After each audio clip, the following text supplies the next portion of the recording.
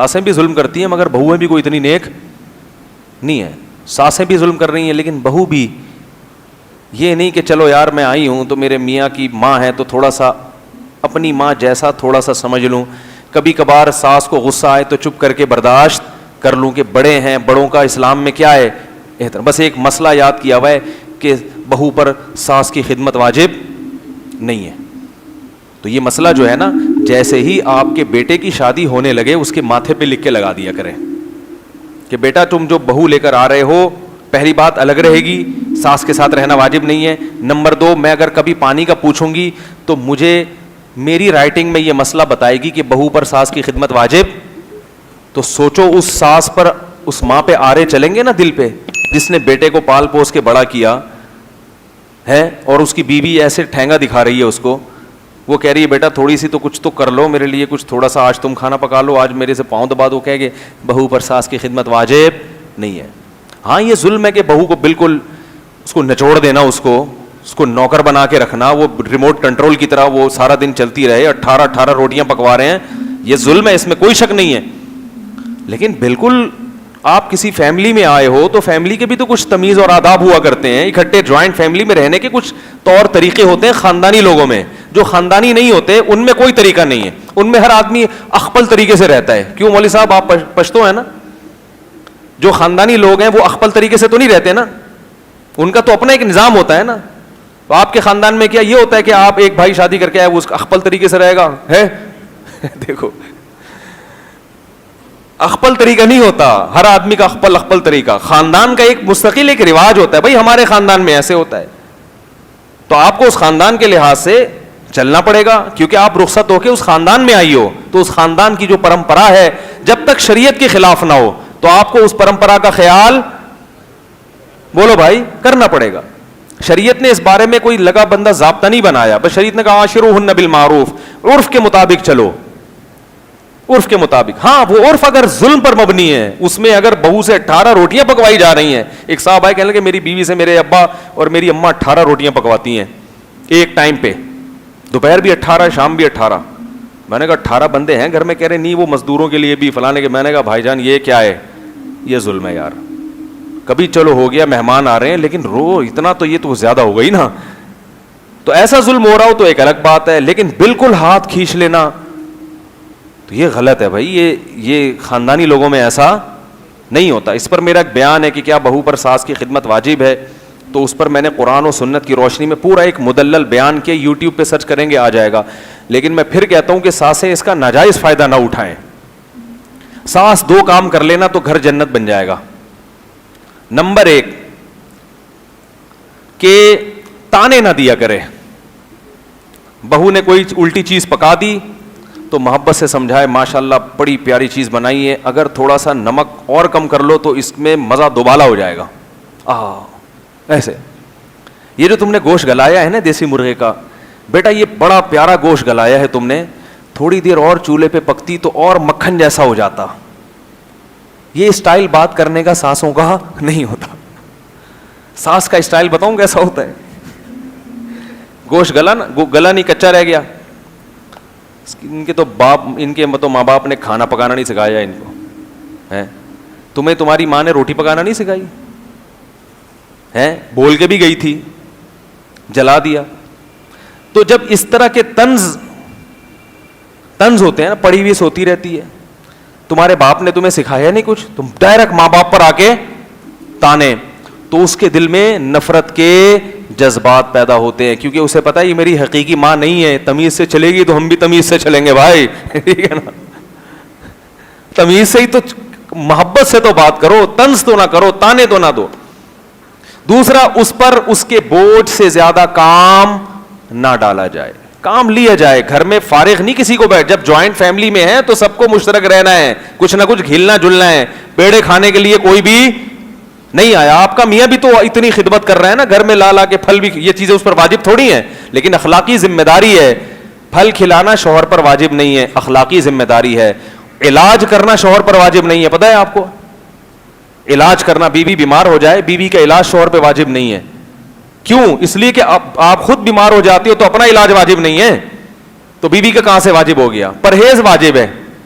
بیوی کو نزلہ ہو گیا تو شوہر پرہیز کرا سکتا ہے, ٹھنڈے پانی سے پرہیز, آئس کریم سے پرہیز, کھچڑی کھاؤ 3 دن تک. لیکن غیر اخلاقی حرکت ہے نا علاج نہ کرانا, وہ بیچاری کہاں جائے گی علاج کے لیے؟ تو جیسے شوہر کی اخلاقی ذمہ داری ہے کہ خود بیمار ہو تو اپنا بھی علاج کرو, بیوی بیمار ہو جائے تو اس کا بھی علاج کرو. تو جب وہ اپنی اخلاقی ذمہ داریاں پوری کر رہا ہے تو ساس کی خدمت, گھر میں سب کے ساتھ مشترکہ رہنا, یہ بھی آپ کی اخلاقی ذمہ داری ہے. سمجھ میں آ رہی ہے بات کہ نہیں آ رہی؟ یہ اخلاقی, اس میں شریعت نے پابندی نہیں لگائی بلکہ ترغیب دی ہے, اخلاقیات کا تقاضا ہے. دیکھو جابر بن عبداللہ رضی اللہ تعالی عنہ کی زوجہ کا انتقال ہو گیا تھا یا طلاق ہو گئی تھی, تو حضرت جابر بن عبداللہ کی چھوٹی چھوٹی بہنیں تھیں.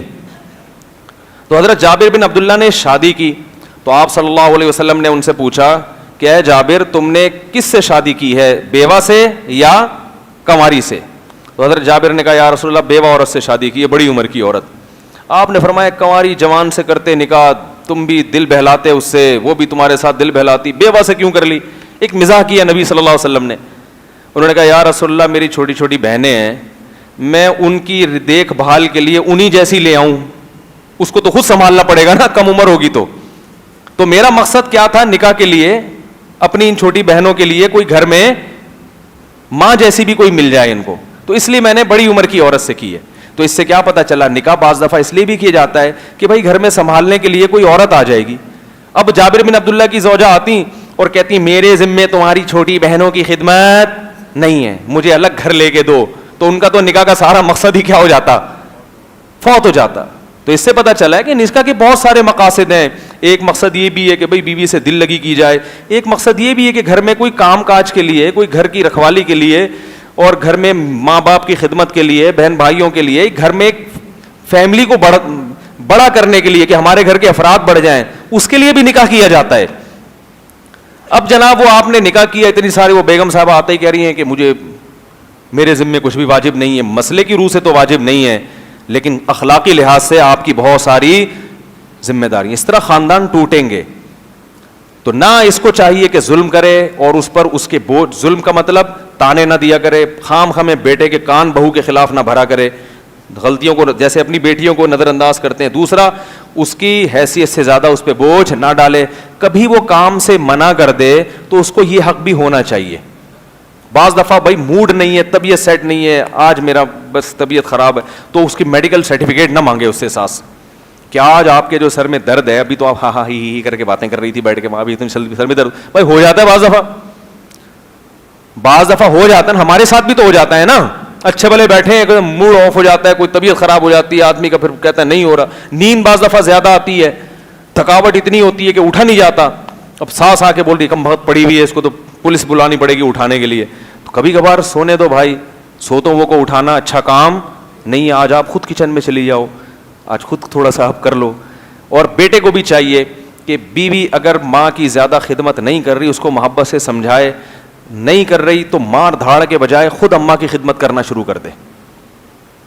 تو بیوی غیرت مند ہوگی تو اس کو خود شرم آئے گی, خود خدمت کرے, بولے بھائی کوئی بات نہیں, دیکھو اب میں اس عمر میں تو اماں کو کچن میں نہیں دیکھ سکتا, بیگم میں بھی اماں کی عمر اتنی ہو گئی ہے اور گھر میں اتنی بہویں پڑی ہوئی ہیں اور اماں ہماری کچن سنبھالے, کپڑے بھی دھوئے, تو اب یہ سعادت کس کے حصے میں آئے گی؟ میرے حصے میں. تو جب بیوی اپنے میاں کو دیکھے گی وہ پجامے دھو رہا ہے بیٹھ کے تو خود اس کو تھوڑی سی شرم آئے گی. وہ اس کو شرم اس لیے نہیں آتی کہ میاں صاحب کو نصیحتوں کے علاوہ کوئی کام نہیں ہے, کام یہ اپنی ماں کا ایک دھیلے کا بھی نہیں کرتے. اس کو پتا ہے یہ اس کو ماں کی قدر ہوتی تو کبھی خود بھی تھوڑا سا ہلتا نا, ہلتا ہی نہیں ہے اپنی جگہ سے. تو اس کو ماں کی قدر نہیں ہے, اس کو مجھ پہ روب جمانے کا, بولو بھائی, شوق ہے, چودراہٹ کا شوق ہے. تو چودراہٹ کے لیے اور کوئی ذریعہ مل نہیں رہا تھا, تو اب ماں کے عنوان سے جو ہے نا مجھ پہ روب جمانا شروع کر دیا ہے. خود چائے پلا دے ماں کو, خود خدمت کریں, یہ تو زیادہ ثواب ہے, تو بڑی سعادت کی بات ہے. وہ خدمتیں جو مرد کر نہیں سکتے, جس میں مرد کے لیے ناممکن ہے, حیا اور یعنی بعض دفعہ ایسے استنجا کرانا ہے یا ایسا, وہ پھر آپ کہتے ہیں بھائی بہو سے کہ تم کر لو تو بہت ثواب ملے گا انشاءاللہ تمہیں, اور اس کے بدلے میں پھر اس کو کچھ نوازیں بھی, اضافی بھی, خیال کریں یار یہ میری ماں کی خدمت کرتی ہے, کوئی بات نہیں اس دفعہ میں تمہیں عیدی ذرا زیادہ دوں گا, اور پھر انشاءاللہ ہم جو ہے وہ سوئٹزرلینڈ گھومنے کے لیے بھی انشاءاللہ جائیں گے, ٹھیک ہے نا. نہیں تو جتنی اللہ نے جیب میں گنجائش دی, انڈا موڑ گھوم کے آ جائیں, کہیں بھی جائیں, کچھ تھوڑا سا وہ دکھائیں, اپریشیٹ کریں. تو یہ 2-4 چھوٹی چھوٹی چیزیں ہیں, اگر ہوں تو گھر کیا بن جائے گا, جنت. ورنہ وہی انگریزوں کی طرح ہو رہا ہے, شادی ہو کے بیوی گھر میں نہیں ہوٹل میں آتی ہے. گھر تو وہی ہوتا ہے جس میں کوئی بوڑھا تو ہو. جس گھر میں بوڑھا نہیں ہے وہ گھر نہیں ہے, وہ گھر, وہ تو ہوٹل ہے. صحیح ہے نا, وہ تو ہوٹل ہے, گھر تھوڑی ہے.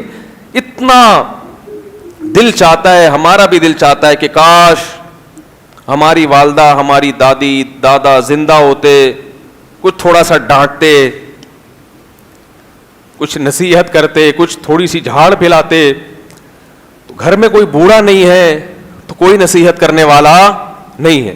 کوئی ہوتا جس کے ہم تھوڑی جھاڑ سن کے برداشت کرتے, اس کے پاؤں دباتے, اس سے دعائیں لیتے. تو یہ کتنی بڑی نعمت ہے گھر میں بوڑھے کا وجود. آج کیسی زندگی گزر رہی ہے, گھر میں بوڑھا برداشت نہیں ہو رہا, برداشت نہیں ہو رہا, بس الگ ہو جاؤ, بس الگ ہو جاؤ, بس الگ ہو جاؤ. پھر آپ کی اولاد ہوتی ہے تو کیسی محبت سے دادا دادی نانا نانی اس کو پالتے ہیں, وہ ایک الگ لطف ہے.